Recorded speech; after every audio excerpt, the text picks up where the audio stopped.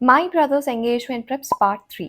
Engagement కంటే ముందు రోజు మా ఇంటి దేవుడిని దర్శనం చేసుకోవడానికి ఎళ్తుండే. ఎళ్ళేటప్పుడు ఒక్కటే నడుస్తుండే నా మైండ్‌లో, ఇంత వర్షం రేపు గూడా పడితే ఫోటోషూట్స్ అన్నీ క్యాన్సిల్ అయిపోతాయని. అది ఆలోచించే లోపు టెంపుల్ అయితే వచ్చేసింది. కానీ ఇంత వర్షం పడుతున్నా గూడా మా డ్యాడీ అసలు కాంప్రమైజే అవ్వలేదు. కోనేట్లో దిగి ఖచ్చితంగా కాళ్ళు కడుక్కోవాల్సిందే అని ఫిక్స్ అయిపోయాడు. సో, మా డ్యాడీ అంతే చేశాడు. వెళ్ళాడు. అండ్ మా కోసం గూడా వాటర్ తీసుకొచ్చిండు. మా పైన అందరికి చల్లడానికి. సో, మీన్‌వైల్ ఒక ఆంటీకి గూడా లిఫ్ట్ ఇచ్చినామనమాట. Aunty reaction చూడండొకసారి.